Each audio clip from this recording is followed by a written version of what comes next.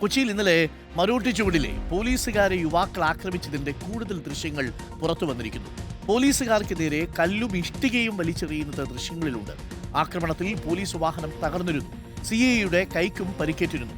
മാളിലെ ജീവനക്കാരായിരുന്ന 5 യുവാക്കളെ police arrest ചെയ്തിട്ടുണ്ട്. വല്ലാത്ത ഒരു സംഭവമായി പോയത്. നമുക്കതൊന്ന് കാണാം. ആ ചെറുപ്പക്കാര് ഇപ്പം കേസുമായി പോലീസ് ഉദ്യോഗസ്ഥരെ വധിക്കാൻ ശ്രമിച്ചു എന്നതടക്കം ഇട്ടിട്ടുണ്ടെന്നാണ് ഞാൻ മനസ്സിലാക്കുന്നത്.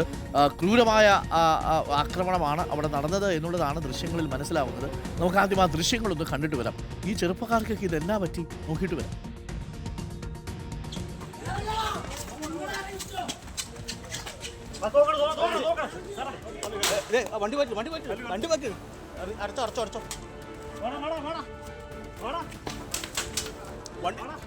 താക്കോൽ ഒരു കയ്യിൽ വെച്ചിട്ടുണ്ട്.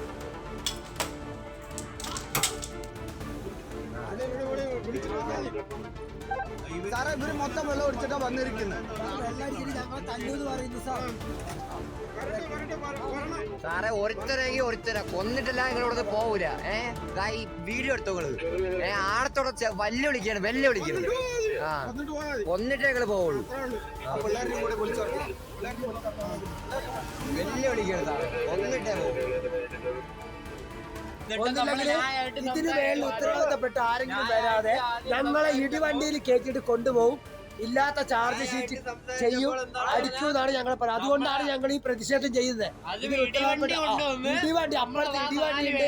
ഞങ്ങൾ 5 പേരെ മലയാളികളെ ഇടിച്ചു. 21 ഹിന്ദിക്കാരെ റൂമില് ഇട്ട് പൂട്ടിയിട്ടാണ് ഇവര് സംസാരിക്കുന്നത്. അതിന് ഞങ്ങൾക്ക് തെളിവ് തന്നിട്ട് ഇവര് ID കാർഡ് ഞങ്ങൾ തന്നിട്ടുണ്ട്. ഞങ്ങൾ ഏത് നാട്ടിലാണ് പറഞ്ഞു. അതായത് 21 ഹിന്ദിക്കാരും 6 മലയാളികളും. ഈ മലയാളികൾ എടുത്ത് ID കാർഡ് കാണിക്കാൻ പറഞ്ഞപ്പോ ഞങ്ങൾ ID കൊണ്ടുപോയി ഒരാളുടെ ID കാർഡ് കാണിച്ചപ്പോൾ ഇയാൾ പറയാണ് ആധാർ കാർഡ് വേണം. ഈ ആധാർ കാർഡ് കിട്ടാതെ ഞങ്ങളുടെ കമ്പനിയിൽ നിന്ന് ഞങ്ങളുടെ റൂൾ പ്രകാരം ID കാർഡ് തരത്തില്ല. ആധാർ കാർഡ് 21 ഹിന്ദിക്കാരെ റൂമിൽ പറഞ്ഞിട്ട് ഈ പെരുമഴയത്ത് ഞങ്ങളെ നിർത്തിയിട്ട് ഇയാൾ പറയാണ് വണ്ടിയിൽ കൊണ്ടുപോയി നിങ്ങളെ കൊല്ലട്ടെ. വണ്ടി വന്നു വീഡിയോ എടുക്ക്. വണ്ടി വന്നു, അതാണ് പോകാൻ. വീഡിയോ ഉണ്ട്. ഇങ്ങോട്ടോ ഇവിടെ വാ ഫ്രണ്ട്. പ്രിയപ്പെട്ട പ്രേക്ഷകരെ, ഇതാണ് അവിടെ സംഭവിച്ചതിൻ്റെ ഒരു ഭാഗം.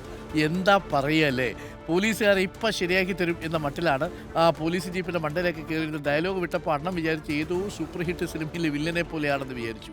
പക്ഷേ സംഭവം ഇത് കഴിഞ്ഞിപ്പം ജയിലിൽ പോയിട്ട് സാറേ എങ്ങനെയെങ്കിലും ഒന്ന് പുറത്തിറക്കി വിടൂ ആ അവസ്ഥയിലേക്ക് എത്തിയിട്ടുണ്ട്.